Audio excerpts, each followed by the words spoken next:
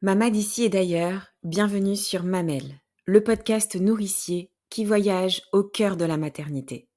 Célébrer l'enfantement, honorer toutes les histoires de mères à la fois singulières et universelles, explorer les mystères qui entourent la naissance des origines à aujourd'hui, se reconnecter avec la nature pour renouer avec sa vraie nature. Voilà l'essence de Mamelle.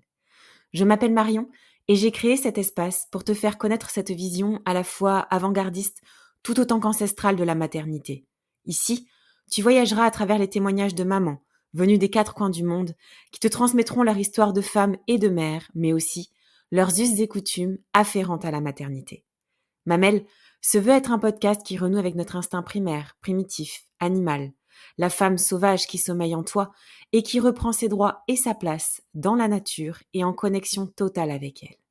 Se nourrir, se ressourcer, accueillir ce qui y est pour révéler toute cette puissance intérieure que tu as en toi. Mamelle, c'est aussi une boutique artisanale où vous pouvez retrouver mes propres créations qui vous accompagneront tout au long de votre maternité. Des bougies de grossesse, des cartes d'affirmation positive, des coffrets de grossesse, de naissance, de postpartum, mais aussi sur le deuil périnatal. Vous pouvez les découvrir en allant sur mon site internet mamel.fr. Mais ma mission première est de te proposer des épisodes authentiques, dont le but est de nourrir, fortifier ta maternité par la curiosité. Ouvrir son regard sur la maternité, sa maternité, c'est se donner la liberté de penser sa maternité autrement, différemment, et d'être alors en capacité pleine et entière de créer sa propre maternité. Aujourd'hui, c'est Yaël que je reçois dans mon espace. Yaël vient dans cet épisode vous faire voyager au cœur de sa naissance de maman, baignée par les cultures amérindiennes, puisqu'elle a donné naissance à sa fille au milieu des montagnes mexicaines. Une transmission extraordinaire des us et coutumes mexicaines afférentes à la naissance. Un merveilleux cadeau que Yaël nous fait pour découvrir encore et encore de nouveaux horizons sur la maternité. Je vous souhaite une belle écoute et un merveilleux voyage les mamas. Bonjour Yaël. Bonjour Marion. Je suis vraiment très très heureuse de t'avoir aujourd'hui à mon micro. Je me souviens de cet échange qu'on a eu en call préparatoire qui m'a beaucoup touchée et qui m'a beaucoup parlé aussi. Un échange extrêmement lumineux sur tout ce que tu vas pouvoir nous transmettre aujourd'hui, à la fois sur ta maternité, mais aussi sur ce que tu transmets aujourd'hui à un nombre certain de femmes. Et pour moi, c'est un vrai honneur en fait de t'avoir à mon micro pour que tu puisses partager tout ça et donner aussi un petit peu de ce soleil que tu as en toi, parce que c'est vraiment comme ça que je te perçois, quelqu'un d'extrêmement lumineux et rayonnante. Donc voilà, je suis vraiment ravie de t'avoir. Et peut-être que sans plus tarder, de manière brève, je vais te laisser te présenter, nous dire un petit peu qu'est-ce que tu fais, brièvement présenter ta famille avant de rentrer au cœur de ta maternité. Waouh, merci. OK, merci de me présenter comme ça déjà, comme quelqu'un de lumineuse et ensoleillée. Ça me touche, je te renvoie, tous les rayons aussi pareil. Merci. Alors moi je suis Yaël Flauder, j'ai 38 ans. Je suis, une femme, bien, dans son corps qui s'apprend, hein, c'est tous les jours que ça s'apprend de s'habiter dans son corps. Et je suis maman aussi, évidemment. C'est quelque chose qui me constitue depuis, la racine de mon être. Je suis mère d'une, petite fille qui s'appelle Itzay Wittilin, qui a 8 ans et demi et qui techniquement là, pour la petite anecdote, est en train, de dire au revoir à tous, nos voisins, parce qu'on Ah. part dans 4 jours de notre appartement parisien. Donc elle est chez les copains d'en bas et elle fait la fête à 10h11 du matin. La journée s'annonce bien, pour le coup, Tout à pour fait. elle. Pour nous aussi quand même, en tout cas, parce que j'espère en tout cas que ça va être un moment pour toi qui va être aussi particulier pour pouvoir déposer aussi un petit peu de cette histoire avec ta fille. Comment Mmh. toi tu es née aussi en tant que maman et comment, tu as donné naissance à ta fille. Alors peut-être on va commencer par là, dans cet épisode. Comment ta grossesse en tout cas est arrivée? Est-ce qu'elle était de manière, elle est arrivée de manière attendue ou inopinée et où est-ce qu'elle est arrivée aussi? Très bien. Je trouve ça déjà je vais te répondre, mais je trouve ça vraiment très important d'avoir l'espace dans nos vies, de pouvoir parler de ces moments-là, de pouvoir raconter ces temps, précieux. Donc ma grossesse est arrivée, Itsei est arrivé dans mon ventre en France, dans le sud de la France, dans le même village où je vais réhabiter, figure-toi Marion, à Vézénobre, Mmh. dans un petit Ah, village. il y Hein, a pas de hasard. non, OK. non, c'est assez marquant. Elle est arrivée dans une ancienne gare qui a été rachetée par des propriétaires dans les années 80 et ce monsieur est un grand artiste qui a travaillé notamment avec Royal Deluxe sur des grandes marionnettes comme ça en papier mâché et il a racheté la gare de Vézénobre il y a longtemps maintenant. Il en a fait une énorme place de workshop avec un atelier géant, une cabane dans les arbres, tout ça.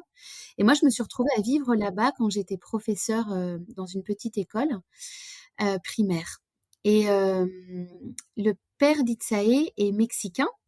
Il vient de l'état du Chiapas et il était venu me rendre visite pour 3 mois et je prenais la pilule et la plaquette de la du troisième mois venait ça y est, c'était fini. Et il restait encore 5 jours avant de reprendre son avion. Donc je lui ai dit, écoute, en fait là, il n'y a plus de pilule, quoi. Donc voilà.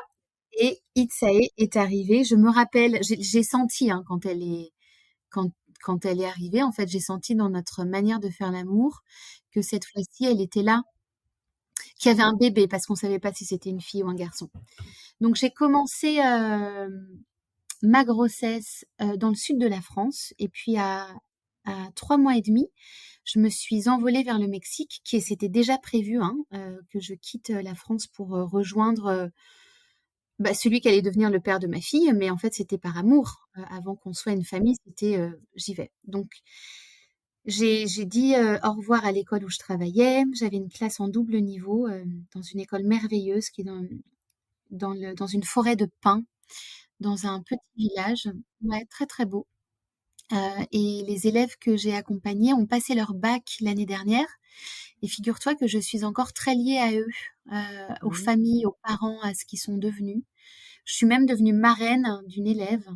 Donc Incroyable. Mmh. ouais, c'est assez beau. Et donc j'ai vécu ma grossesse à partir du 4e mois, on va dire, dans un autre pays qui est le pays qui m'a accueillie et dans lequel je suis restée pendant 7 ans, qui est le Mexique et plus précisément en fait l'état du Chiapas, qui est dans le sud, Mmh. dans une petite ville qui s'appelle San Cristóbal de las Casas, où il y a beaucoup d'étrangers qui y vivent de plein de nationalités différentes et évidemment beaucoup de locaux et de toutes sortes de gens, dont des gens qu'on appelle los indígenas, qui sont Mmh. des gens qui vivent généralement dans les petits villages alentours ou assez reculés et qui ont encore une manière de concevoir le monde des relations et Ouais. le monde des croyances et le monde quotidien d'une manière qui leur est propre et assez conservée euh, par rapport au modernisme dans lequel nous, on est confrontés au quotidien. Mmh. C'était la première fois que tu y allais ou tu y avais déjà été, auparavant? La première fois que je suis partie au Mexique, j'avais 19 ans. J'ai fêté mes 20 D'accord. ans là-bas. Et puis, j'y suis restée 1 an, 9 mois plus exactement, Ouais. entre le Guatemala et le Mexique. Et D'accord. j'y suis retournée une deuxième fois où j'ai rencontré le père de ma fille, c'est un été comme ça, un été où je suis tombée amoureuse. Ouais. On Mmh mh. s'est, on s'est perdu de vue. Et puis la vie a fait que après un grand chagrin d'amour, je me suis retrouvée à marcher sur le chemin de Saint-Jacques-de-Compostelle, Ouais. seule, de manière assez monastique en automne. Et j'ai écrit à tous les hommes que j'avais aimés jusque-là, donc j'étais assez jeune, hein, j'avais 25 ans. Et j'ai fait une lettre à tous les gens qui avaient été importants dans ma vie sexo-affective. Et donc je lui ai envoyé un mail à au papa d'Itsae et il m'a répondu parce qu'on s'était perdu de vue entre-temps et il m'a dit: «Oh là là, Yael, c'est dingue, bah, moi aussi je pense à toi et tu voudrais pas revenir?» Oh et donc je lui ai dit: «Bah, tu sais, oui, je peux revenir, mais je viens de prendre une classe là, je deviens quelqu'un d'adulte et de responsable. J'ai un travail, quoi». Heu Donc on s'est vu pendant 3 ans, on s'est vu tous les 4 mois pendant 10 jours parce que moi je faisais des allers-retours lors des vacances scolaires, tu vois. Ouais. On a vécu à distance en fait, longtemps. Et puis il est venu et puis ça y est arrivé. Alors pour le coup, quand tu arrives là-bas, comment toi tu es, notamment sur le sujet de la maternité? Est-ce que tu es informée, sachant que tu es jeune et que c'est ta première, en tout cas, grossesse aussi? Comment tu es, nourrie et informée quant à, l'accouchement, l'enfantement, si c'est quelque chose en tout cas qui te parlait à ce moment-là? Et comment tu es accompagnée justement au cours de cette grossesse au Mexique? Ouais. Alors moi j'ai eu l'énorme chance que dans l'école dans laquelle je travaillais, j'avais été rencontrer tous les parents de mes élèves au moins une fois, chaque année et je dînais chez eux. Et du Waouh! coup, j'écoutais l'histoire de comment leurs enfants, qui étaient donc, ces petites personnes qui étaient avec moi toute la journée, comment elles étaient arrivées sur la terre. Je leur posais un certain nombre de questions. Comment le couple s'était rencontré, comment cet enfant était arrivé et donc j'avais les récits de naissance à chaque fois et certaines des familles avaient fait le choix d'accoucher à la maison. Donc il y avait déjà tout un terreau de réappropriation corporelle, de cet énorme voyage qu'est, la naissance et qu'est la naissance à domicile. Je connaissais une des sages-femmes à domicile qui travaillait, très proche de l'école. Donc si tu veux, j'ai grandi en tant que prof, dans le terreau de voir les élèves, un bon tiers de la classe qui était né déjà à la maison. Donc évidemment quand, le je crois qu'une des raisons aussi pour lesquelles, j'ai décidé de ne pas accoucher en France et de rejoindre le Père d'Itzae très vite, c'est parce que je savais que, en tout cas à San Cristobal, le monde de la naissance, est considéré de manière assez différente. Il y a beaucoup de maisons de naissance, il y a beaucoup d'endroits où on donne de la place à la rencontre, où on donne de la place au temps de choisir les professionnels de santé qui nous accompagnent. Hem et parce que tu sais, je ne voulais j'ai une peur bleue de l'hôpital en réalité. Mais alors une peur, et ça ne veut pas du tout dire que je n'aime pas les hôpitaux, parce que je pense qu'il y a des gens absolument magnifiques qui y travaillent, non seulement au milieu de la périnatalité, et dans tout autre secteur. C'est des héros quotidiens, c'est des espèces de fourmis silencieuses qui font leur travail avec, c'est un mode de vie, hein, plus qu'un travail. Après, je pense qu'il y a aussi Ouais. plein de violences obstétriques. Là, on touche des sujets qui sont forts et lourds et Mmh, qui demanderaient qu'on en parle beaucoup, mais il y a tout à mmh, l'hôpital. Mais exactement. il n'y a pas que des mauvaises expériences, loin de là. En Ouais. tout cas, moi, ça me terrorisait de me sentir désappropriée de mon corps. C'était un peu ça. Et je n'y connaissais pas grand-chose, hein, mais c'était un ressenti. Donc, je suis partie au Mexique en me disant, eh ben, je vais là-bas pour construire ma famille et aussi, ça tombe bien parce que je vais pouvoir accoucher comme je le désire. Je ne connaissais rien d'autre que Ouais. ça. Mmh. Mmh. Et puis quand on est arrivé, bah déjà moi quand je suis arrivée, j'avais un sac à dos, mon ventre qui s'arrondissait. J'allais vivre avec la personne dont j'étais amoureuse et avec laquelle on allait fonder une famille. On n'avait jamais vécu ensemble. C'était quand même un Ouais. pari assez Ouais. phénoménal qui Ouais. s'est, cassé la figure très rapidement, tu me diras, mais Mmh. Mmh. c'est autre chose. Et dans un dans une différence de culture, de langue, de manière d'être au monde, de manière de considérer l'homme et la femme. Hem et je suis arrivée là-bas et on s'est dit: «Tiens, on va aller toquer à la porte des différentes maisons de naissance». Il y en avait plusieurs à l'époque. Il y a toujours Casa Colibri, Luna Maya et une autre organisation qui s'appelle El Hogar Comunitario, qui est donc le foyer communautaire qui accueille, lui, des femmes en situation de violence conjugale, pour qu'elles puissent, être accompagnées lors de leurs grossesses qui ne sont pas toujours voulues, qui ne sont pas toujours faites dans le consentement. Ouais. Je tiens à le préciser parce Mmh. que c'est quand même Oui, voilà, toutes c'est les un sujet. grossesses ne Mmh. sont pas Mmh joyeuses.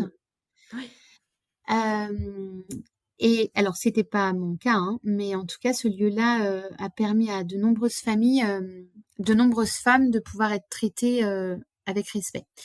Et donc, on a choisi Luna Maya parce qu'il y avait une jeune femme qui s'appelle Mildred, que bah, voilà, que j'aime beaucoup, avec qui j'ai travaillé par la suite, qui terminait son travail d'assistante sage-femme pour devenir sage-femme.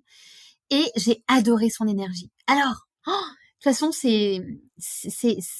on fait confiance, on choisit les gens parce qu'on va leur confier notre vie potentiellement, hein. Ouais. Mmh. Donc voilà, on avait fait tout le suivi avec elle, avec Mildred et Akane. Akane, c'était une sage-femme japonaise américaine qui vivait au Mexique depuis très longtemps, Ouais. euh, qui avait créé une famille avec un Mexicain également. Et donc voilà, on s'est fait accompagner avec Luna Maya dans les cours de préparation, dans les consultations prénatales. Les cours de préparation à l'accouchement, c'était, je me rappelle, tous les mercredis pendant 6 semaines, 2 heures le mercredi soir. Et je les ai reçus avec le papa d'Itsei, on y allait tous les deux, mais assez tard. Je crois que j'étais 6 mois de grossesse, du 6e au 7 mois et demi. Et puis il y avait à chaque fois un thème. Alors on parlait des différentes phases de la grossesse, on parlait des différents trimestres, on parlait de l'accouchement, qu'est-ce qui va se passer. On a beaucoup parlé du placenta qui a Oui. occupé toute une séance. On a parlé de l'allaitement, on a parlé des peurs, des plans B et de Mmh. la tribu nécessaire à constituer après l'accouchement. Super, ouais. Bon déjà là, tu nous brasses quand même quelque chose qui est différent, en tout cas, de Ah la oui, oui. façon dont on est accompagné, de la manière la plus générale, en tout cas ici en France, à cette époque-là où on est en train d'enregistrer, déjà. Ah oui, oui, oui, oui, sûrement. Et puis, tu sais, c'était des réunions de groupe. Donc, on était Ouais, 2 familles, 2 ou 3 familles. On faisait plein d'exercices de posture avec les rebosos, avec les ballons de grossesse. On faisait plein de mentalisation avec des feuilles et des crayons de couleur. C'était, ouais, maintenant, je peux dire, c'était artistique. Et heureusement, hein, ces cours de préparation ont changé mon regard que j'ai porté sur mon accouchement au moment où j'ai accouché parce que tout le temps, Mildred nous disait ça va être long, ça peut être long et ouais. vous allez travailler avec votre patience. Donc, elle nous avait tellement désamorcé le côté qui se passe toujours des choses très rapidement au début, qui se Ouais, passe hein, des fois, mais pas tout le temps, qu'en fait, elle nous a dit là, votre meilleur ami, c'est le temps. ouais. Mmh. Quel était ton projet, toi, de naissance? Est-ce que tu en avais déjà un, en tout cas?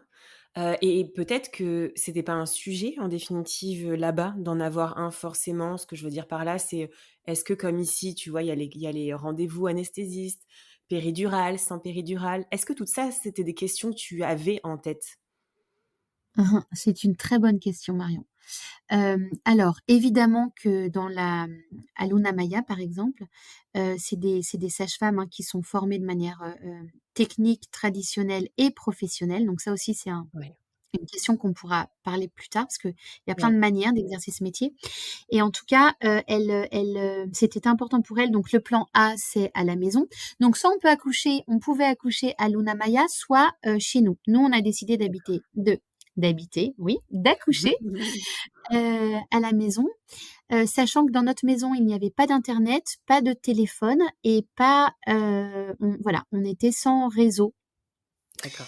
avec juste notre voiture. On était dans la pampa, hein, donc on était loin dans un chemin où il y avait plein de dodanes en construction à 20 minutes du centre, où il y avait Ouais, l'hôpital des urgences obstétriques de San Cristobal. Mais soit on allait dans le public, soit on pouvait aller dans un hôpital privé, puisque là-bas la santé n'est pas du tout appréhendée de la même manière qu'en France. On avait rencontré une gynécologue, donc privée, qui, si jamais les sages-femmes rentraient en contact avec elle pendant l'accouchement et disaient bon écoutez là le travail avec elle demanderait comment on dit un traslado d'être amené à un autre endroit, à une clinique privée ou dans l'hôpital, elle allait l'appeler. Donc j'avais eu d'accord. rendez-vous avec elle. Elle me connaissait. J'avais fait une consultation, Marion, en disant bah Ouais, voilà. Je suis la gynécologue de garde pour vous si jamais il y a besoin, mais j'espère ne pas vous revoir. C'est Mmh. génial, quand même. Ouais, Parce qu'elles travaillaient ensemble, tu vois.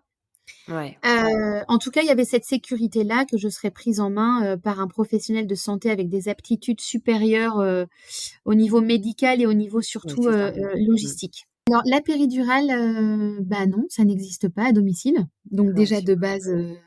mais si tu veux, jamais, jamais, je n'ai pensé que je pourrais amoindrir les sensations qu'allait me procurer ce moment de vie. C'était même Ouais, pas, ça rentrait pas en ligne de compte pour moi. Euh, et je respecte tout à fait les personnes qui choisissent de prendre la péridurale. Le débat, il est même pas là, il y a même pas de débat. non. En tout cas, Mmh. pour moi, c'était, j'y avais pas pensé. Au moment de ton accouchement, donc en présence, donc dans votre domicile, il y avait qui? Et puis comment s'est passé justement? Est-ce que la fameuse question du temps, a été longue ou pas? Et comment s'est passée aussi la rencontre avec ta fille? Itzae est née le 10 janvier 2016, Ouais, à 37 semaines. euh, et j'ai rompu les os, hein, on peut dire la poche des os, le 8 janvier. ouais. Euh, Et j'étais en train de lire un livre, il devait être 21h et je sens qu'il y a un liquide, donc j'étais allongée, j'étais seule à la maison et je sens qu'il y a un liquide qui sort de moi et je Mmh. me dis mais c'est pas possible, je suis en train de faire pipi. Oh, Ouais. alors ça on me l'avait pas faite quoi. C'était un peu, j'étais là parce que c'est drôle C'est vrai que c'est et surprenant. voilà, juste quand ça arrive, j'entends le papa d'Itsae qui rentre et des courses et donc je descends les escaliers.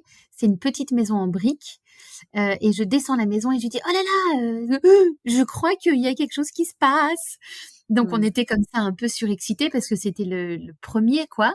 Et puis on apprenait à se connaître hein, quand même. Hein. C'était pas, Et on oui. n'était pas Mmh. ensemble. Enfin on était ensemble depuis plusieurs années, mais à distance Bien où on se sûr. voyait Mmh. très peu. Donc c'était intéressant. Et donc j'appelle la sage-femme et là elle me dit Marion, elle me dit c'est très bien. Maintenant tu te reposes. Et j'ai trouvé ça génial. Je me suis dit: «Ah mais voilà, Yaël, tranquille». C'était pas du tout à l'inverse, comme j'entends souvent dans les récits ici: «Bon, bah, il faut préparer le sac et tac et puis on y va». En fait, elle m'a dit le contraire.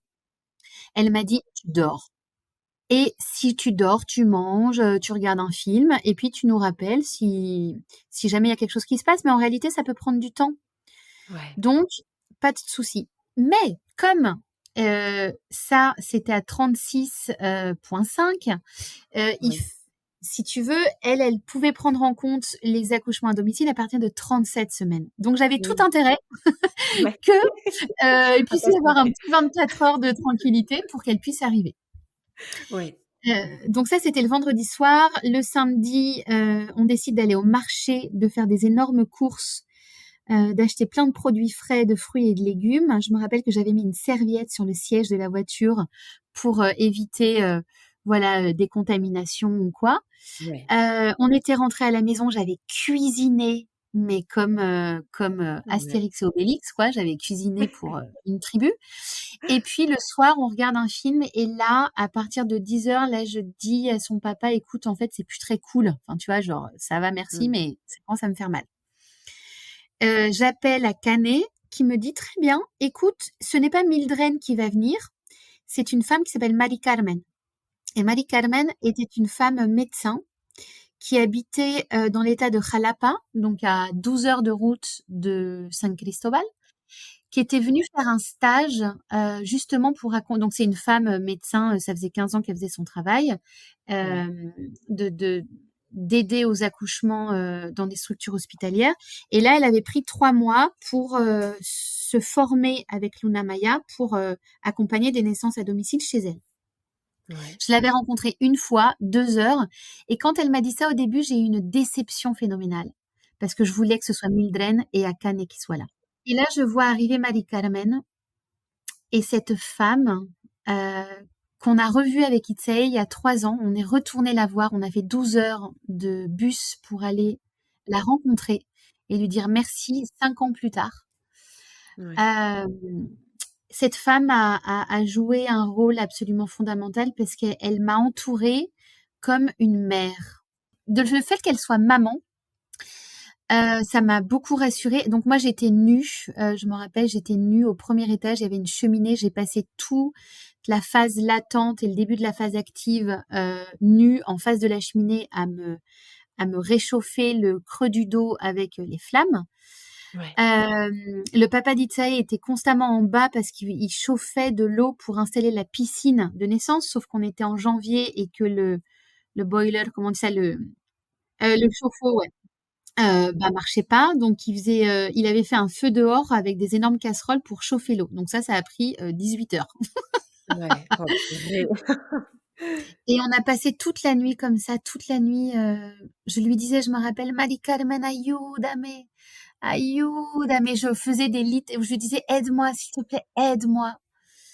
Et elle caressait mes cheveux, elle parlait pas, on parlait pas en fait, on était en silence toutes les deux avec que la lumière de la cheminée. Mmh. Et cette femme, elle m'a emportée, elle m'a laissé partir en voyage en fait. J'ai pleuré, j'ai vomi, j'ai crié, je me suis mise en colère, je suis passée par En fait, je me suis sentie aussi très seule au niveau de la langue parce que j'arrivais plus du tout à parler espagnol. Oh, il y avait un truc je sais plus, ça marchait plus. Et là, Akane arrive le lendemain matin à l'aube et là, je vois le jour se lever et j'ai une grande phase de désespération parce que le jour se lève et je me dis purée, mais c'est pas fini encore? Mon Dieu. Et là, je dis à Akane, écoute, emmenez-moi à l'hôpital, emmène-moi là, j'ai plus envie là, c'est bon. Et elle me dit, écoute Yael, bien sûr, on peut t'amener à l'hôpital. Sache que quand on arrivera à l'hôpital, tu ne seras absolument pas la première à être prise en compte parce que tu n'es pas la seule à accoucher à ce moment-là.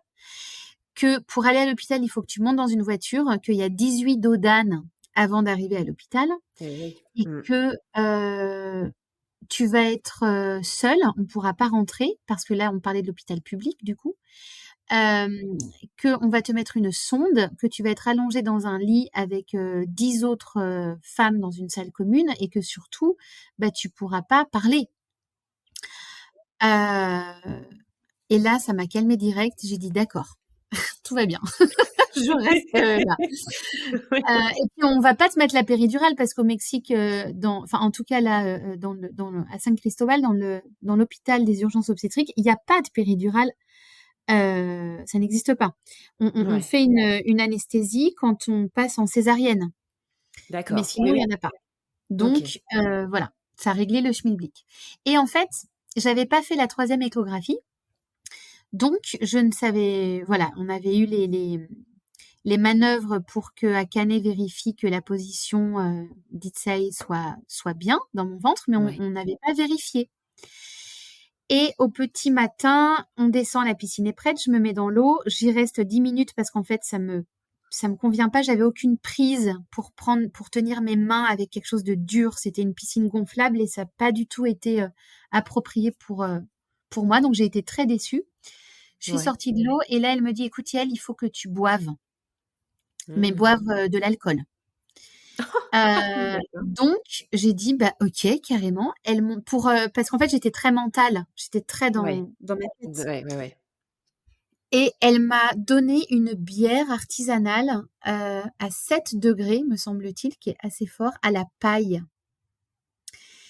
Et donc j'ai bu une bière, je me rappellerai toute ma vie, c'était un goût qui était mais tellement bon, je me délectais de boire c'était comme la boisson sortie des entrailles de la terre, quoi. À ce moment-là, c'était waouh, plein de bulles. Et puis donc, il y avait plein de gaz. À la paille, ça stimule encore plus la montée de l'alcool au cerveau. Donc, autant te dire qu'au bout de 7 minutes, mais j'étais dans un état, en fait,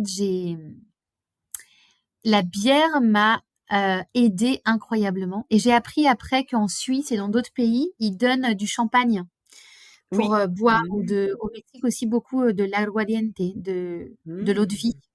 Ouais. Et donc ça m'a rendue, mais alors ivre en 2 temps 3 mouvements, hein. Enfin pompette en tout cas, mais bien pompette. Ouais. Et ça m'a permis de lâcher. J'ai tout lâché. J'ai eu un moment d'euphorie où alors là c'était très drôle. Puis j'avais pris un regain d'énergie. Ouais. Et puis à un moment donné, j'étais sur la chaise d'accouchement et Akane me dit: «Écoute, je vais regarder, où se trouve». Ah oui, non, avant ça.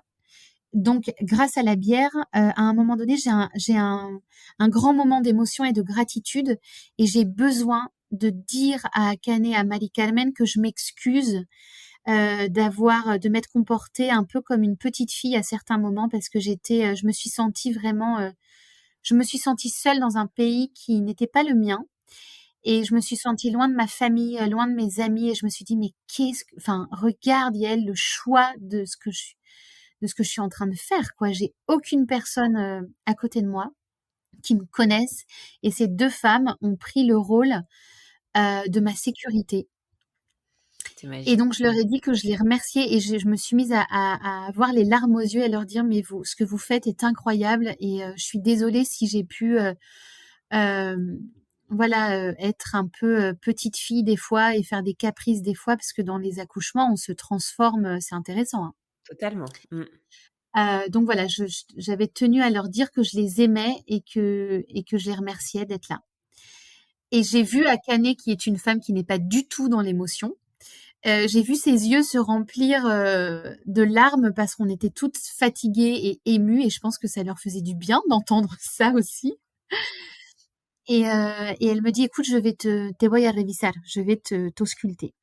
Et là, elle met sa main, hein, donc à l'intérieur de moi et je vois que son visage change de figure et puis elle me regarde et elle me dit: «Yael, hay un cambio de plan, el bebé está al revés, ponte de rodillas».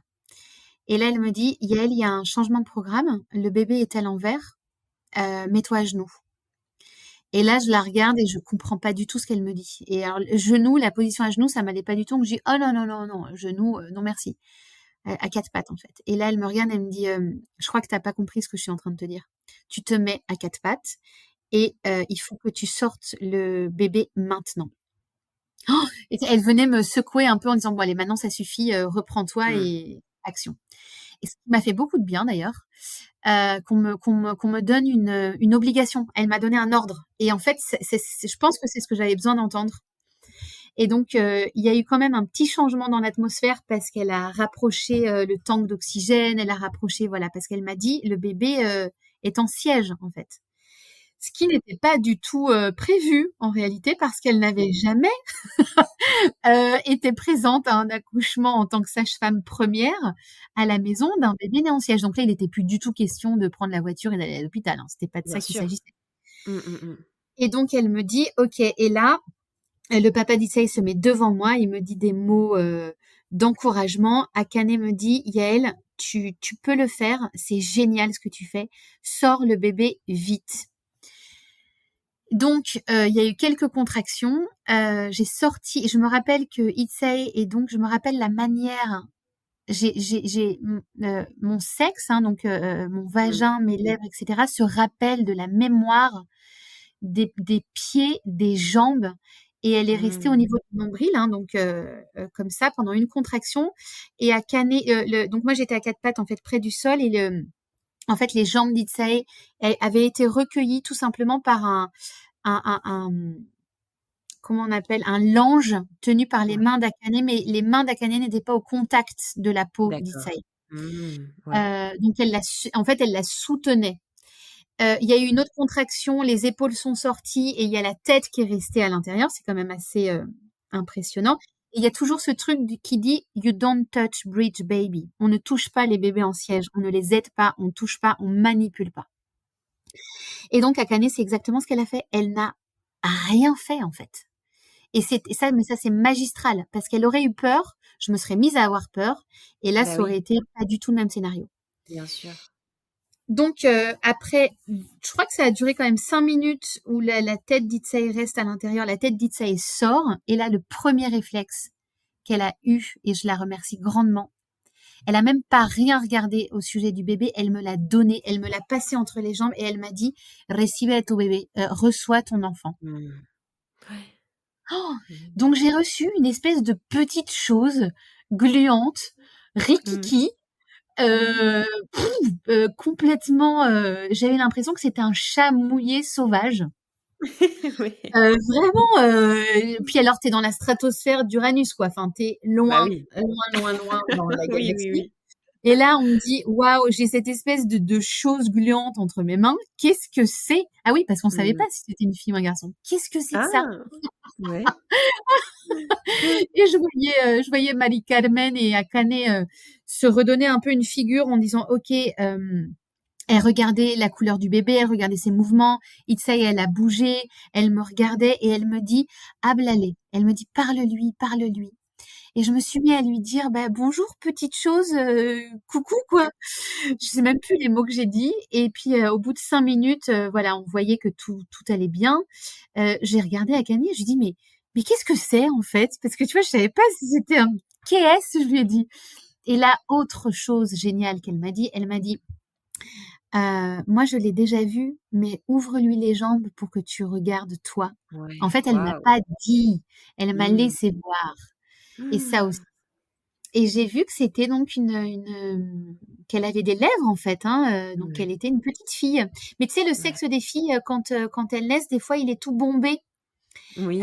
Donc il était vraiment enfin, tu vois, ça m'a quand même pris 2 secondes pour analyser la situation et me dire: «Ah oui, d'accord, ça ressemble à ce que je connais». Hem Et puis, Itzae n'a pas du tout pleuré en fait, jamais. Elle a miaulé.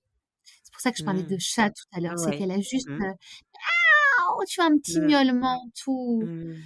tout comme ça et donc bon, donc Itzae est née, mais après il a fallu que le placenta naisse. Et oui.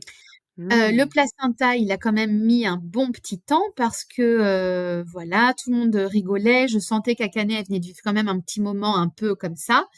Ouais. Hem Et après elle m'a dit: «Ah mais c'est maintenant je comprends pourquoi tu as eu si mal». Et j'étais là: «Ah ouais, bah merci de me le dire parce que en fait, la tête d'un bébé encéphalique, il se modèle, tu vois? Il se Mmh. sculpte, dans le canal, vaginal et quand c'est un bébé en siège, en fait, le bébé est déjà là avec ses hanches et son bassin qui sont des os qui sont déjà formés. Donc il se modèle moins, tu vois? Il y a moins de capacité d'adaptation au niveau du canal vaginal. Hem Donc on est monté à l'étage, j'ai remonté les escaliers avec ma fille dans les bras, toujours nue, de toute façon j'étais nue tout le temps, et puis on est remonté, tac, tac, tac et là, elle m'a assise sur le banc, ça a duré longtemps, longtemps, longtemps. Itza était toujours reliée au placenta et là, à un moment donné, elle me dit: «Bon, tu sais Yael, en fait, si jamais le placenta ne naît pas, en fait, je vais devoir aller le chercher par moi-même». Oui. Mmh. Et là, je pense que j'ai eu l'image et ça a dû me calmer en 2 temps 3 mouvements. Donc je lui ai dit: «Ouh là, Ouais. merci, pas du tout» Mmh. et heu et je crois qu'elle m'a même pas fait de piqûre d'ocytocine. Donc enfin, j'ai pas souvenir en tout cas. Le placenta est né à peu près une bonne heure et demie après la naissance d'Itsae. Je n'ai pas eu de saignement plus que ça, je n'ai pas eu de déchirure, j'ai pas eu de déchirure. Par contre, je me rappelle avoir eu les lèvres dans un état, extrêmement gonflé, et c'était très surprenant, parce que jamais j'avais eu de sensation pareille, et je me rappelle qu'après ça avait mis du temps. Elle m'avait mis des compresses de thé de camomille Ouais. au niveau tu sais, des lèvres extérieures. Oui. Mmh. Et ça m'avait beaucoup aidé, des compresses glacées. Ouais. C'était génial. Super intéressant, ouais. Mmh. Ouais et puis, donc Itsae, elle est restée reliée à son cordon pendant les 24 premières heures et au placenta aussi donc après, hein, évidemment, on a fait alors l'accouchement est arrivé, j'ai accouché à 14 heures. Itsae est née et puis, elles sont restées 2 heures et puis, en fait, Marion, elles sont reparties. Elles sont reparties à 17 heures. Il y avait plus personne, on était tous les 3.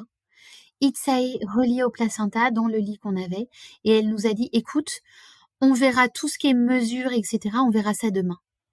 Oh!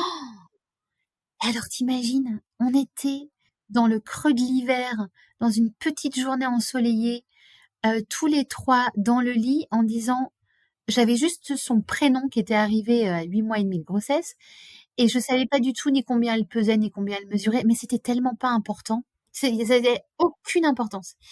Et je n'ai prévenu ma famille que le lendemain soir. Donc on est resté plus de 24 heures. Elles sont revenues après le lendemain, vers 14 heures, pour faire toutes les mesures, tout ça.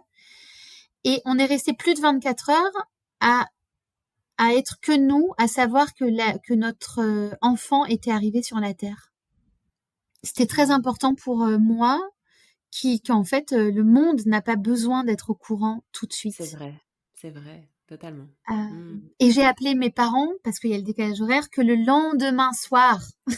Ouais, ouais, ouais.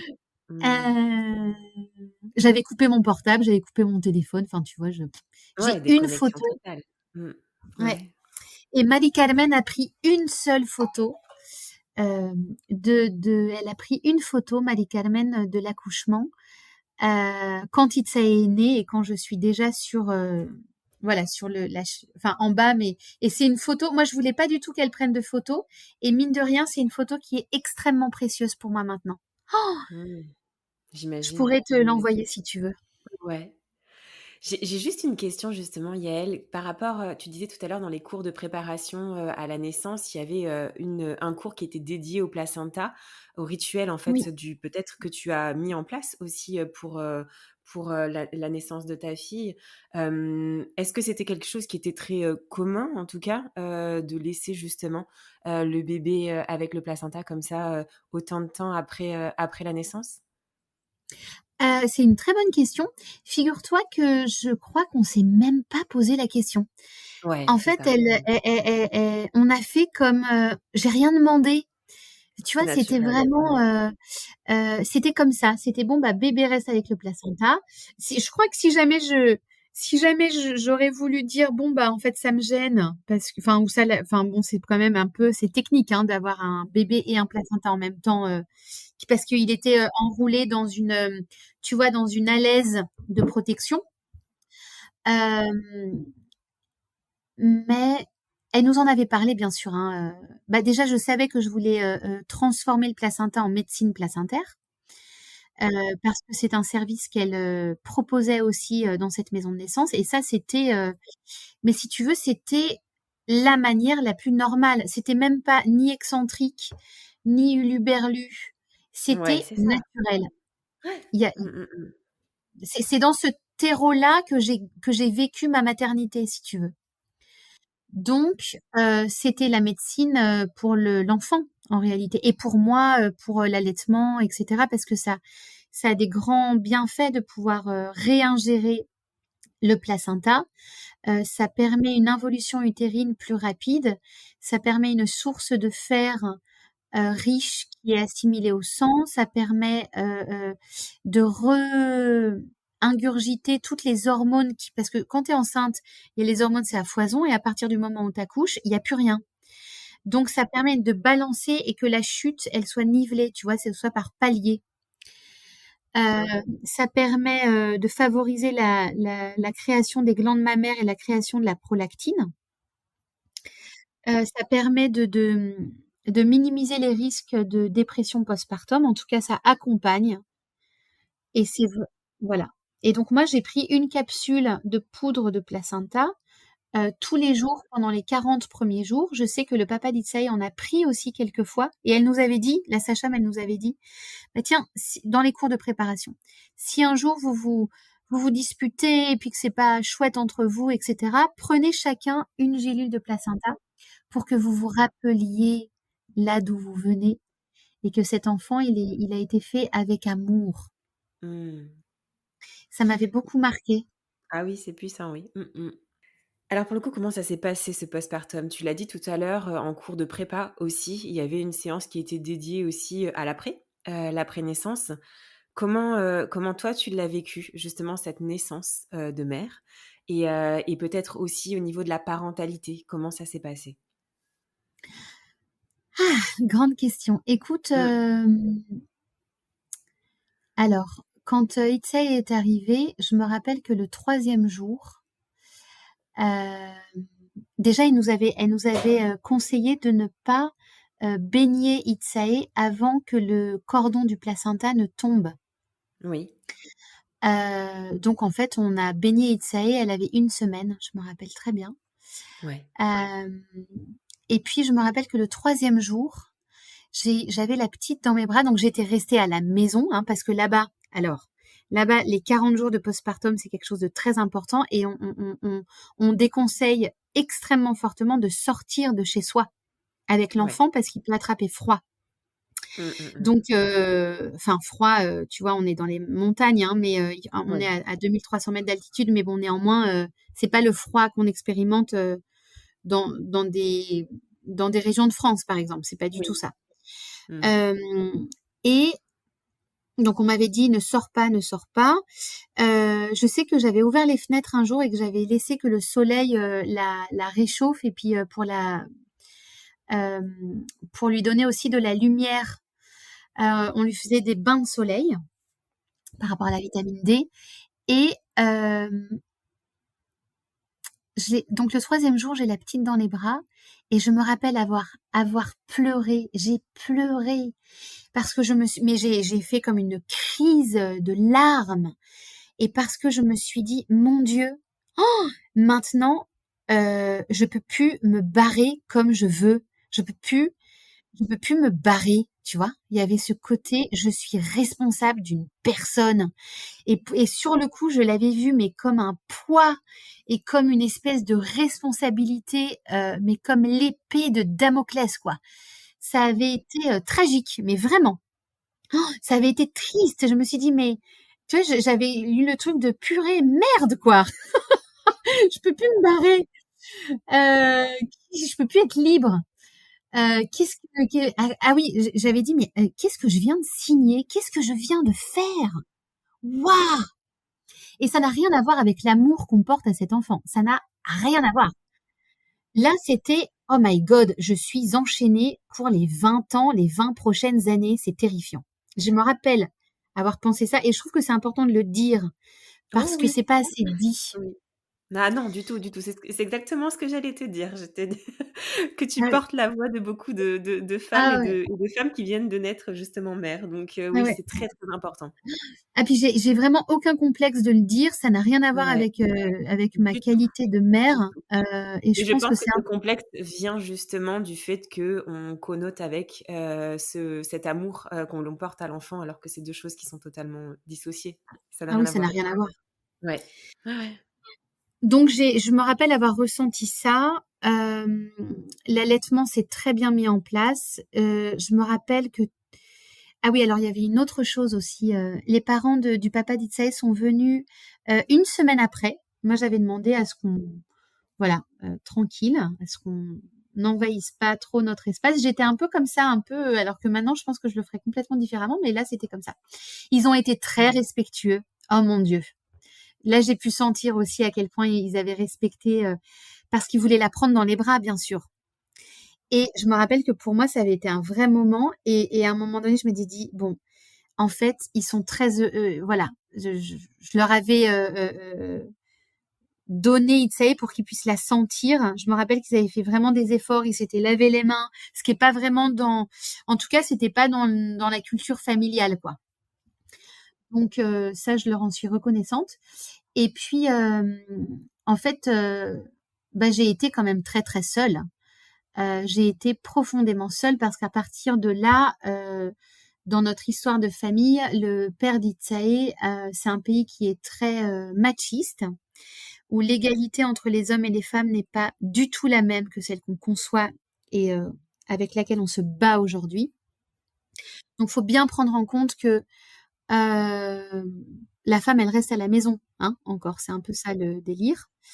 Et puis donc moi, j'ai été face à plein de en fait, j'ai été seule avec un bébé, tout le temps, tout le temps. Dans une maison où j'avais pas ni de téléphone ni d'internet. Ouais, coupé de tout, quoi. Mmh mh. Voilà, donc en fait, je me suis mise à sortir très vite. Je me suis dit: «Bon, ça me saoule, ici on dit qu'il faut pas sortir, bah, moi je suis seule donc en fait je sors, j'ai besoin de voir des gens». Et puis, les gens dans la rue, ils m'arrêtaient et ils me disaient: «Oh là là, mais madame, votre bébé il va avoir froid, il va prendre froid». Tu sais, c'est marrant, hein, tu sais les petits bébés, faut jamais les sortir. Et en fait, je dis: «Bah non, non, elle était très bien couverte», mais souvent il y avait les bébés, à San Cristobal sont suremballés. Mais ils ont Ouais. genre 10 couches sur eux, tu vois? Ils ont des gants, de bonnets, mais vraiment, c'est intéressant, hein. Et puis il y avait une autre chose aussi qui m'avait, beaucoup aidée. Un jour, la mère du papa d'Itsae arrive et elle me dit: «Écoute, je crois que la petite, elle est un peu, está cargada, elle est chargée. Elle est chargée d'émotions, elle est chargée de tout ça», et elle m'a dit: «¿Me permites pasarle el huevo?»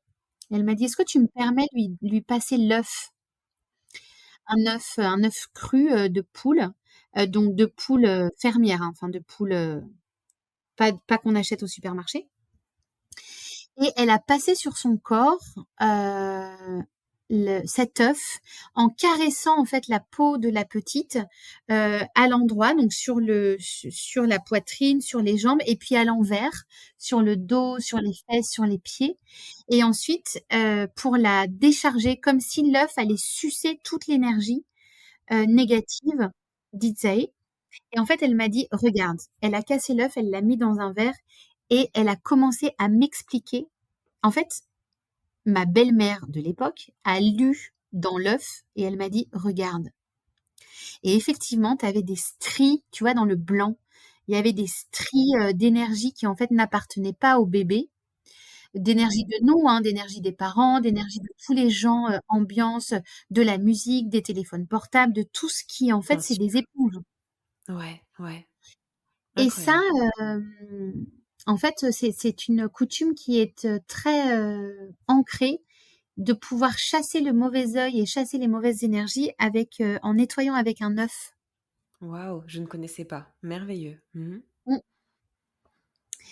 ouais, et puis souvent aussi, à Saint-Clis, on me disait, les gens quand ils regardaient beaucoup les bébés, parce que les bébés, ils sont les enfants, de toutes les façons, l'enfance, les enfants, heu, sont, extrêmement, aimés. C'est de la joie, ils apportent la joie et les adultes savent jouer avec les enfants. Ils prennent le temps, ils les prennent dans les bras, c'est très, joyeux.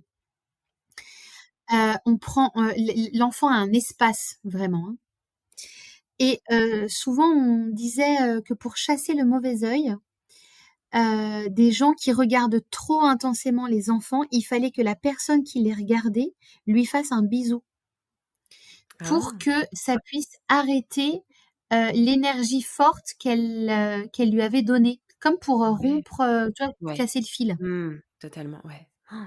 Et souvent Mmh. ça m'est arrivé que le papa d'Itsae demande à quelqu'un, «Dale un beso», donne-lui un bisou, parce que du coup, il l'avait regardé un peu, enfin regardé où Trop son énergie intense. avait été forte. Ouais. Mmh. Je vois. Super intéressant. Extrêmement riche en tout cas tout ce que tu nous transmets. Je pense que tout l'épisode va être à découper et à retranscrire pour partager tout ce que tu nous transmets vraiment Yael. C'est extrêmement puissant et ça me touche beaucoup et pour le coup, c'est vrai que là on comprend, enfin en tout cas, pour celles qui ne te connaissent pas, mais pour le coup, moi je sais ce que tu fais aujourd'hui et pour le coup, on comprend vraiment tout ce terreau et toutes ces transmissions, toute cette richesse que tu as eue, et toi-même que tu as reçue en tant que mère et on comprend effectivement ce cheminement vers ce que tu fais aujourd'hui aussi. Alors peut-être nous dire aussi, continuer peut-être sur ce postpartum ou en tout cas nous dire aussi la raison pour laquelle tu es rentrée en France et combien de temps, en tout cas après cette naissance, tu es rentrée en France aussi? Ah! Alors la première fois que je suis rentrée en France, Itsae avait 2 mois et demi. Ah oui, OK. Hem et on est rentrés à peu près tous les ans. Elle avait 2 mois et demi, elle avait le passeport mexicain et je suis allée faire sa double nationalité, en France. Et en fait, pour la petite histoire, c'est que mon prénom a des trémas, et les trémas, sur, les parce qu'on déclare donc déjà on est allé déclarer, Itsae, je crois qu'elle avait, 1 semaine, al registro civil, à la mairie quoi. Et ils n'avaient c'est sur des machines à écrire qui font les Ah! registres, Mmh. Ouais. voilà, et ils n'avaient pas les trémas. Ah!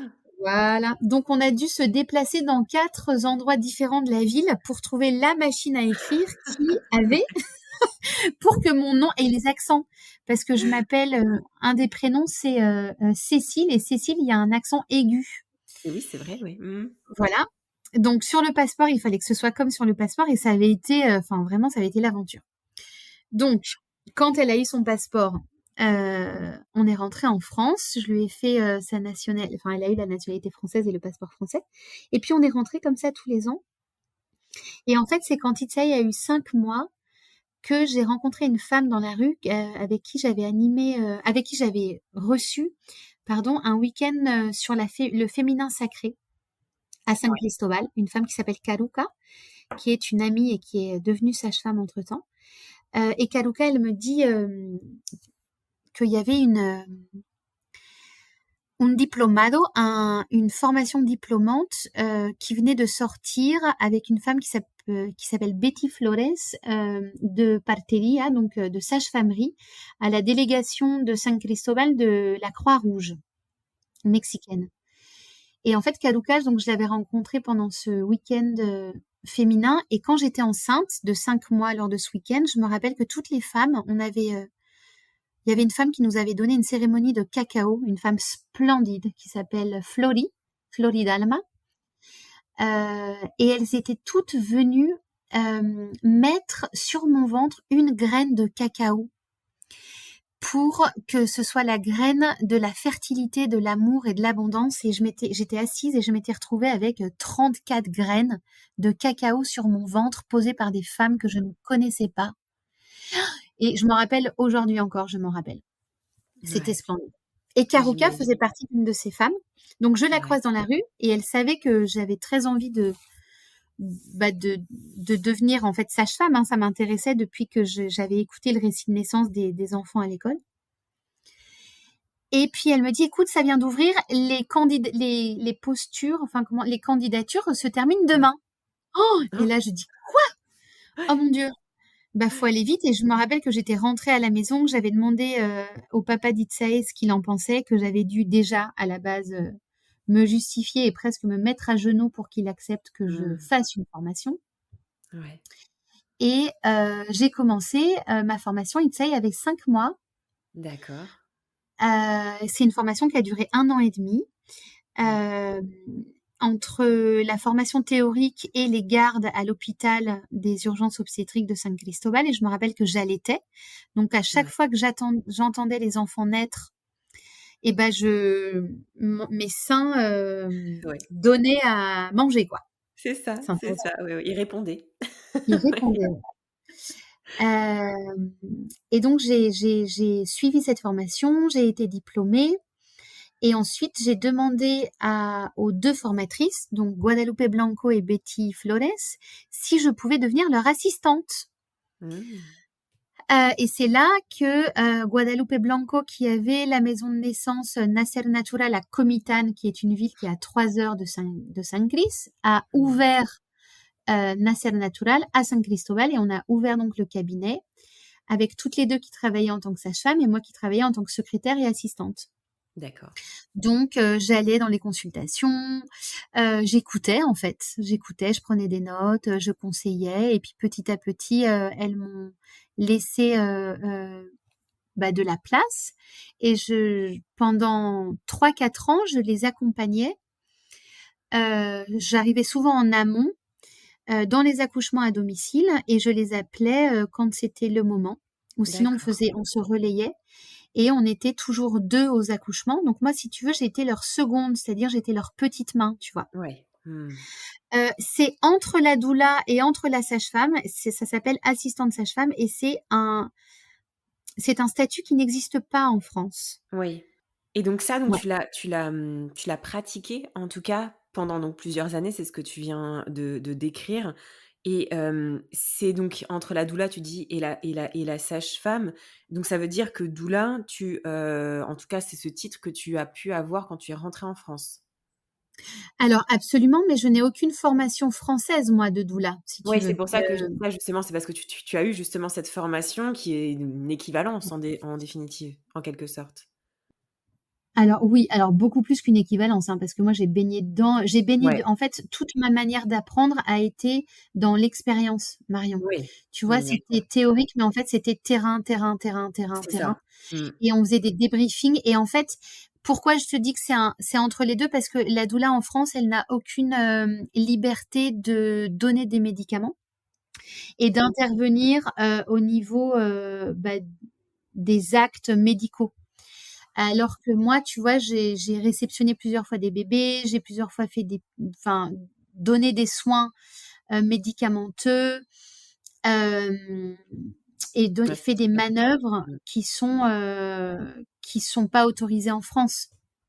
Mmh. OK. Euh, La nuance est voilà. importante, effectivement. Oui, oui, non, non, Ouais. effectivement. Et si tu veux, au Mexique, les doulas, ça vient à peine d'apparaître parce qu'en fait, les gens n'ont pas besoin de doulas.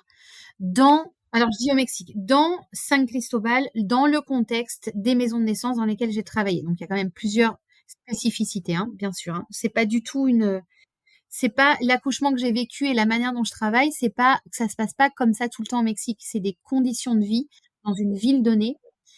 Euh, donc si tu veux, la sage-femme, elle remplit ce rôle Mmh. quand on accouche à la maison. Elle Oui, c'est ça. remplit ce Mmh. rôle de d'amie en réalité. Mmh. Alors pour le coup, qu'est-ce qui a fait que tu es rentrée en France? Est-ce que c'est la séparation justement du papa de ta fille? Et comment tu as, pu, concrétiser en tout cas et poursuivre, ce que tu, transmettais aussi, enfin ce que tu as reçu en tout cas là-bas et cet accompagnement aussi que tu avais auprès, des jeunes mères, comment tu l'as retranscrit ici en France? On est rentré définitivement avec Itzae, en grande partie lié à, je pense que j'avais fait le tour des choses à vivre à San Cristobal, parce que San Cristobal, c'est aussi comme un petit vortex et c'est une ville qui attrape, c'est une ville qui est toute petite. Mmh. Et je pense que Itzae, elle est rentrée en CP et on s'était toujours dit, peut-être que pour l'école primaire, on rentre en France aussi pour qu'elle puisse bénéficier de la deuxième moitié de son origine, finalement. Oui. Mmh. Donc on est rentré en novembre 2022 et Ouais. quand on faisait les allers-retours pendant les 7 premières années de vie d'Itsae, en fait, je rentrais tous les ans et je partageais des ateliers sous forme de retraite sur plusieurs jours sur en fait le partage de tout ce que j'avais appris et tout ce que je vivais personnellement, professionnellement au Mexique, à San Cris, en tant qu'assistante sage-femme là-bas, en tant que femme et en tant que mère. Donc c'était des retraites qui étaient pour les sages-femmes, pour les doulas, pour les infirmières, pour toutes les mamans, les curieuses, etc., généralement destinées aux femmes. Et ça a été, en fait, moi, je partageais en direct mon expérience personnelle de vie professionnelle de là-bas ici. Et j'étais donc imbibée d'une autre culture, d'une autre langue, d'une autre manière de penser le monde, d'une autre manière de se relationner, même aux mots qui sont employés, le rapport au sacré, le rapport au rituel, le rapport à la mort et à la naissance est complètement différent.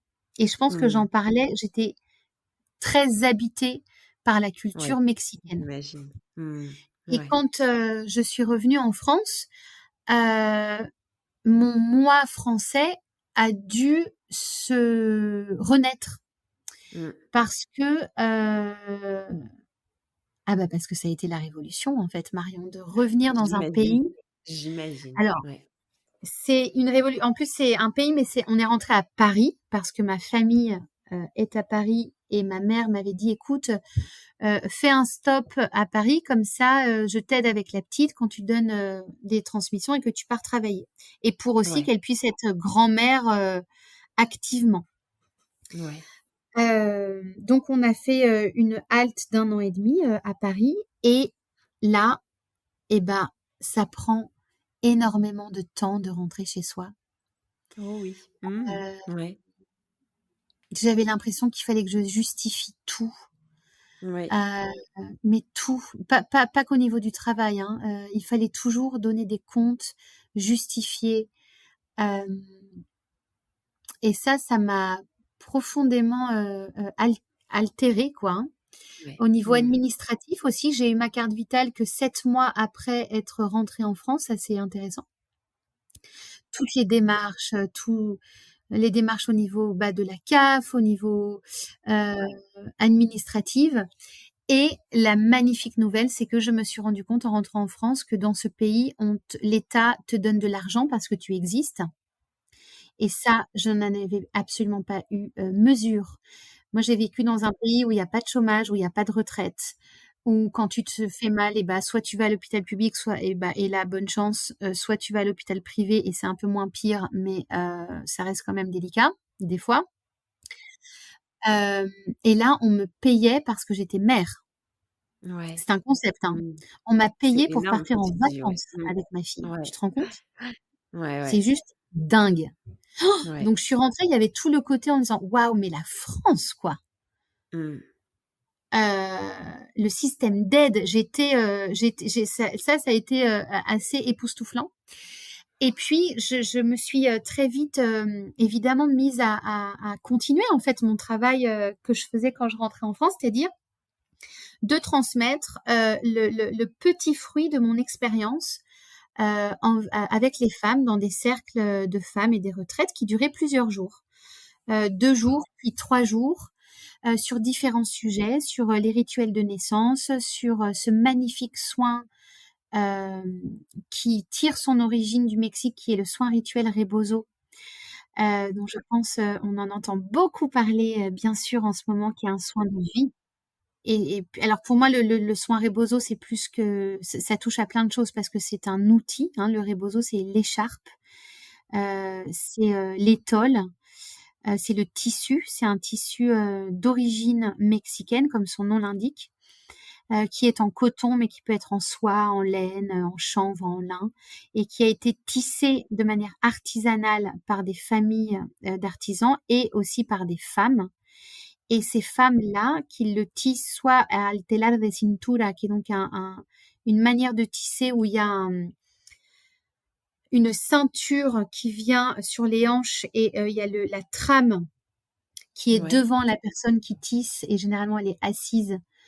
Et en fait, elle vient y mettre fil après fil et ça prend des jours et des semaines à tisser un rebozo parce qu'elle y met toute son histoire, toutes ses pensées, Mmh. toute la D'accord. succession des jours et des nuits. Enfin, c'est vraiment un objet qui fait partie de son identité et qui se Ouais. donne de génération en génération, qui existe encore, hein, cette manière traditionnelle de tisser, bien Ouais. sûr, au Mexique et dans plein d'autres pays du monde.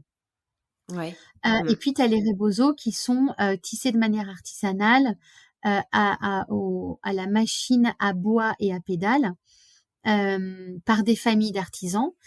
Il y a autant de manières de créer un rebozo qu'il y a de personnes qui l'écrivent, Ouais. puisqu'il peut être tissé, ensuite il peut être brodé. La manière dont sont finies les franges nous indique aussi, la catégorie sociale, où se situe, Mmh. cette femme qui porte le rebozo, de quelle est la longueur. Le rebozo, c'est la première maison. Naoli Vinaver dit cette phrase extraordinaire, elle dit: «Le rebozo, c'est l'extension des ailes pour prendre le monde dans ses bras». Waouh! Mmh. C'est Et très c'est une puissant. phrase que Mmh. je dis beaucoup, Mmh. dans tous les ateliers, hein, parce que Ouais. c'est la première maison à l'extérieur des enfants qui se rendorment dans les bras de leur maman. Et D'accord. le rebozo les Mmh. protège, tu vois? C'est une Mmh. couche. Après le rebozo, on s'en sert dans la cuisine, on s'en sert pour, nettoyer les enfants, on s'en sert comme couverture. C'est un outil, c'est un outil de vie. C'est un outil qui porte Magnifique. la vie de la femme qu'il porte en réalité. Waouh! Et Mmh. c'est aussi un outil qui sert à refermer le corps et le bassin, Mmh. soit dans le postpartum immédiat, soit quelques heures après, soit quelques jours après, au niveau du bassin uniquement. Et le rituel Rebozo vient fermer cette étape de vie, qu'est la naissance et l'accouchement après plusieurs semaines. En fait, il y a plein le Rebozo, c'est un mot qui est devenu un égrégore. C'est-à-dire Ouais, que, c'est ça. c'est un outil, mais c'est un outil qu'on peut utiliser de plein de manières différentes. Donc ça Ouais. demande, hem, une précision dans le langage, une spécificité d'utilisation et on peut faire énormément de choses, mais il faut savoir comment les faire. C'est pas n'importe comment, Exactement. n'importe quoi. Mmh. Il a Mmh une mh. histoire, il a une tradition, il a un respect, il faut dire d'où ça vient, il faut nommer les gens. Mmh. parce que ça s'appelle l'humilité et le respect. Mmh, Et mmh c'est mh. ce dont je m'évertue de manière, très, monastique Mmh. à faire, dans chacune des rencontres que je partage. Et après, tu vois, tu peux l'utiliser au quotidien, tu peux l'utiliser aussi, en tant qu'aide à toucher un corps sans les mains, Ouais. à toucher un autre corps, donc pour favoriser une décontraction musculaire, pour balancer, pour effleurer un corps, notamment au niveau des enfants, au niveau des personnes âgées. Mmh. Le tissu en soi, en fait, il peut être vraiment utilisé dans plein de en ostéopathie, Mmh. enfin voilà, pour, l'élongation des cervicales. Il y a plein de choses qui peuvent être faites, mais en fait, il faut savoir le faire. Ouais. Ouais, mais exactement. Mais c'est très pertinent et là, tu viens juste de nous apporter en plus des informations dont on n'a pas accès effectivement parce que ce terme de rebozo, on l'entend beaucoup, beaucoup, beaucoup, on le voit de plus en plus en tout cas et voilà, avec des différentes manières aussi de l'utiliser où on n'a pas, ces informations à l'origine aussi de celles que tu viens de nous transmettre en tout cas et je trouve ça très important aussi, très intéressant puisque c'est ce que tu transmets, Ouais. aux femmes en tout cas à travers les retraites à travers l'accompagnement que tu proposes et et j'ai envie de dire, c'est juste une partie de ta transmission, qui j'imagine est extrêmement riche et unique, en tout cas à mon sens, et trop rare, qu'on a en tout cas en France. Est-ce que tu peux nous décrire justement, donc aujourd'hui, dans ton statut, dans ta posture, tu l'as dit, tu organises en tout cas différentes retraites. Est-ce que tu as d'autres accompagnements ou d'autres événements autour, de cette transmission qui t'a été donnée, au Mexique? Oui, mais en fait, tu sais, je crois que c'est au-delà d'un métier. Moi, c'est une manière de vivre, Marion. Totalement. Mmh. C'est, c'est ma manière, de me relationner dans mon travail, mais c'est au-delà, en fait, du pays dans lequel, j'ai vécu. Moi, je j'ai vécu 7 ans dans un pays où je suis née en tant que maman. Ouais. Donc en fait, mon corps est influencé, ma manière de penser, ma manière d'aimer, ma manière de parler, elle est influencée dans ce pays absolument magistral, comme tous les pays, bien sûr, Mmh. à chacun à leur manière. Hem et en fait, aujourd'hui, ma manière d'être, à mon métier, c'est une manière d'être. Quand je transmets, c'est je transmets qui je suis, je transmets d'où je viens, Ouais. je transmets des outils qui deviennent en fait, des prétextes, pour aller, effleurer des valeurs, qui nous lient, des valeurs, de respect, de délicatesse, de gentillesse profonde, de non-violence. Ouais. Hem, je sais pas si j'arrive vraiment bien à répondre à ta question parce que tu vois, par exemple, Totalement. Mais non, mais on comprend totalement, Yael. Ça en plus, c'est ton cœur qui parle, donc oui. oui, tu vois, mon métier principal, c'est de transmettre autour du soin Rebozo en particulier et c'est Ouais. aussi d'accompagner, à Paris, de travailler en binôme et d'accompagner les mamans, et toutes sortes de femmes et même les hommes, parce que je pense que Ouais. c'est un soin qui soigne le monde et un jour, il y a une femme, à la fin du soin, elle nous dit: «Mais les filles, ce que je viens de vivre, il faudrait que ce soit une matière obligatoire du baccalauréat. Il faudrait qu'on apprenne Vraiment. à tous Mmh. les jeunes qui passent, qui deviennent adultes dans ce rite, hein, de passage qui est le Ouais. baccalauréat, ce que ça veut dire de prendre soin de quelqu'un d'autre». Oh, tellement. Mmh. Et ça m'avait, waouh, j'avais trouvé ça magnifique. Donc en fait, moi, je donne beaucoup de soins rituels Rebozo au quotidien, chez moi d'ailleurs ou chez les femmes. Je travaille Ouais. avec plusieurs binômes qui sont des femmes extraordinaires. J'ai envie de les nommer, pour leur rendre grâce, Pilar Mmh. Izquierdo et Erika Mrit, qui sont, 2 femmes splendides. Et il y a évidemment plein d'autres femmes, comme Laetitia, j'aimerais nommer aussi, Laure-Hélène Chambovet, qui est une splendide dame, qui a créé l'école Water Doula, donc qui est thérapeute aquatique et qui prend les gens dans ses bras dans l'eau, Mmh. qui travaille Ouais. avec les mamans, qui est splendide. Leslie Lucien, qui est aussi une grande doula à Paris, dans l'art d'écouter absolument magnifique, une très, très Ouais. grande, dame du soin par l'écoute active. Ouais. Hem Et donc, si tu veux, voilà, moi là, je transmets. Et en même temps, ce que m'a appris mon retour en France depuis 1 an et demi à peine, hein, là, c'est que je suis dans un pays où je ne peux pas faire les choses de la même manière, je ne peux pas parler des choses de la même Exactement. façon au Mexique qu'ici. Et ça, je l'ai appris par Mons et par Vaux, j'ai envie de te dire, d'une manière douce et beaucoup moins douce, voire même agressive et violente de la part de certaines personnes, qui m'a profondément peinée et fragilisée. Et en même temps, aujourd'hui, j'arrive à leur dire mais merci, merci parce que je ne partage pas la manière dont vous pensez, qui vous appartient et qui est à vous. Et merci parce que ça m'amène et ça m'invite à réajuster ma posture, à réajuster mes valeurs et à continuer un peu plus et un peu mieux alors, je vais dire une phrase un peu grande, mais que je sens, à servir le monde comme il me semble Totalement, juste. totalement.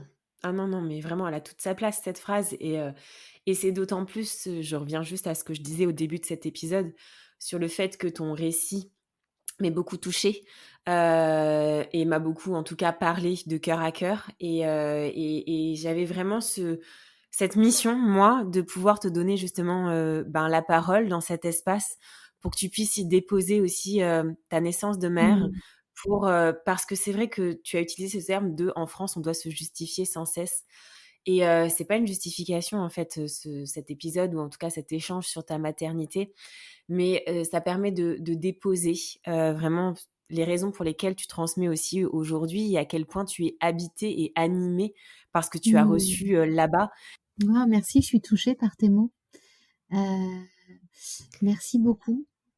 C'est Ouais. vraiment important et c'est vrai que je voulais terminer aussi peut-être cet épisode là-dessus. Alors je ne sais pas s'il y a une thématique en tout cas que tu veux encore, aborder ou porter, mais peut-être sinon terminer avec, un message, que tu souhaites faire passer, aux mamans qui nous écoutent aujourd'hui.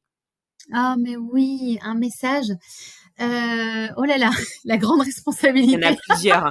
Je sais qu'à la Quel fin est le c'est toujours ça, c'est pour ça que je dis un ou des messages, des Alors, j'en ai plusieurs. Vas-y. Alors, en tout cas, moi, comment je l'ai vécu, la naissance d'un enfant change tout et ne change Ouais, rien en même temps, simultanément. ouais, Moi, je pense que j'ai vraiment expérimenté l'apocalypse du changement et en même temps me dire: «Mais attends, je fais encore ce que je veux et comme je veux» et c'est des choix. ouais, C'est des choix dans l'éducation, c'est des choix, dans la manière de vivre, de voyage, de continuer à avoir des moments, individuels et personnels en étant seul et ensuite de retrouver nos enfants. C'est complètement possible, c'est des choix d'exister au-delà de nos enfants. ouais, Hem, les maternités, que toutes les grossesses ne sont pas joyeuses et que tous les postpartum et que tous les accouchements ne sont pas douloureux. Ça aussi, ouais. parce on inverse souvent, il faut que la grossesse soit parfaite et puis on a une peur au niveau de l'accouchement et très souvent, hem, on nous modèle dans cette caractéristique-là. Il y a des grossesses qui sont difficiles, d'autres qui sont très simples. Il y a des accouchements qui sont, c'est une fête. Ça peut être une fête Ouais. quand les conditions y sont mises. Chacun est libre de choisir sa manière d'enfanter comme elle le désire. Et ce n'est Mmh. pas aux personnes qui nous accompagnent de porter des jugements sur notre manière de mettre au monde, que ce soit à la maison ou que ce soit en césarienne programmée. Libre à chacun de faire comme il veut. Je ne suis personne pour Mmh. porter un jugement si la personne a été informée en conséquence de ce que ça signifie. Oui. Mmh. Hem et ça, je pense que dans le métier des doulas aujourd'hui, hem, il en va de notre, responsabilité de laisser les familles, hem, porter leurs rêves à mesure de là où elles sont et comme elles sont. On prend les gens comme ils sont et là où ils sont, avec leur religion, avec, leurs traumas, avec leurs peurs, avec leurs douleurs, avec leurs convictions. On n'est pas là pour changer, on n'est pas là pour convaincre. On est là pour, accompagner et surtout, on est là pour disparaître. Mmh. Mmh. Heu, voilà et peut-être pour finir, c'est que, on passe par plein de phases en étant maman et que Mmh. la maternité, elle commence aussi après la naissance, surtout. Donc Oui. Donc voilà, et après il y a plein d'autres thèmes qui sont abordés dans la maternité, hein, qui sont la solitude, la communication, la sexualité. Je me forme là à l'école française de psychosexologie pour justement apprendre à nouveau que le rapport à l'intimité, le rapport au corps, c'est aussi des choses dont il faut parler. Nos corps, mais le corps de nos enfants aussi dans cette société. Euh, le consentement, ce qu'on dit, ce qu'on dit pas, ce qu'on fait, ce qu'on fait pas. Euh, je me sens chanceuse d'avoir pu parler, d'avoir pu raconter mon histoire, qui en fait, c'est vrai, je la raconte pas, Ouais, en fait, jamais. ouais. Euh, mais ça fait du bien de ressavoir, de redire d'où on vient. Ah totalement. Mmh. Totalement, je pense et c'est un beau cadeau aussi que tu pourras transmettre, à ta fille puisque cet épisode aussi sera, Il lui est dédié, bien l'occasion sûr. pour moi Oui. effectivement de te faire un petit cadeau aussi a posteriori où tu pourras effectivement, lui transmettre, voilà, même si je sais que pertinemment tu lui transmettras aussi, de cœur à cœur, à d'autres moments, mais en tout cas ça sera l'occasion d'immortaliser aussi, cette naissance à l'une et à l'autre et alors peut-être dernière question Yaël que je t'ai pas posée, où Oui. est-ce qu'on peut te retrouver? Est-ce que tu interviens, de partout un peu, dans la France ou est-ce que c'est localisé du fait aussi que tu vas déménager?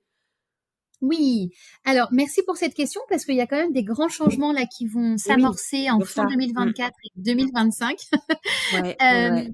alors, moi je suis une personne qui adore voyager et surtout qui adore aller à la rencontre là où on m'appelle.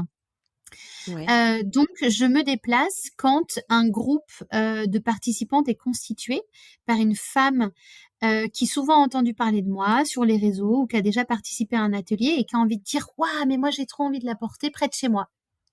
Donc d'accord. cette personne devient facilitatrice, elle organise l'événement et je me déplace. Je me déplace partout, dans les villes, dans les campagnes. Je me déplace aussi en Belgique, en Suisse, en France. Là, Ah oui? je le dis en exclusivité, être invitée à la Réunion.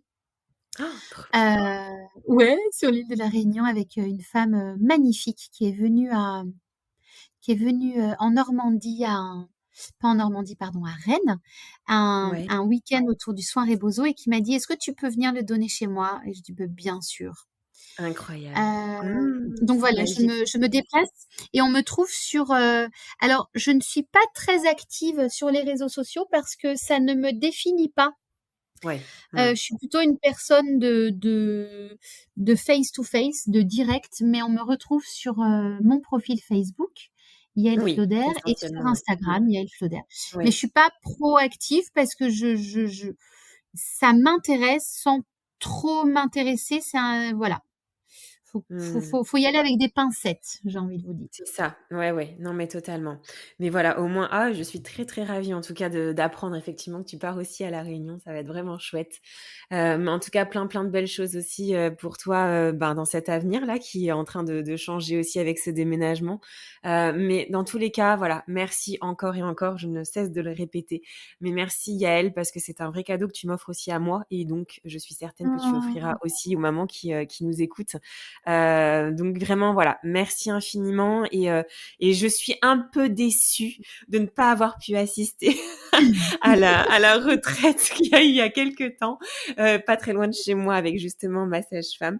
Mais voilà, ce n'est que partie remise. On sait qu'il n'y a pas de oui. hasard et que nos chemins se recroiseront sans doute c'est une évidence aussi pour moi. Donc Mais c'est voilà, aussi grâce à merci elle que vraiment. le lien s'est fait aussi, tu vois? Je Totalement, trouve, totalement. c'est beau. Ouais. Ouais, vraiment et de savoir aussi cette, connexion entre vous, ça m'apaise davantage Ah oui, oui, je dans cette grossesse. ah oui, c'est une personne qui est extrêmement précieuse. C'est vraiment magique. Mais vraiment merci beaucoup Yaël, en tout cas pour tout ça et je te souhaite vraiment une très, très, très belle, continuation et je te dis à bientôt. Mama, merci pour ta fidélité et ton écoute si précieuse pour moi et toutes les mamas auditrices. Si tu as aimé cet épisode, n'hésite pas à t'abonner, commenter, liker mon podcast, mais aussi à t'abonner à mon compte Instagram Mamel le podcast pour y retrouver les moments phares des épisodes et bien plus. Mamel, c'est aussi un site internet, mamel.fr, où tu retrouveras des informations précises sur les différentes façons d'incarner sa maternité, mais aussi une boutique en ligne où tu pourras t'offrir ou offrir un coffret envoûtant, original, avec des trésors venus d'ici et d'ailleurs. Alors n'hésite pas à parler de Mamelle autour de toi. Cet épisode est terminé.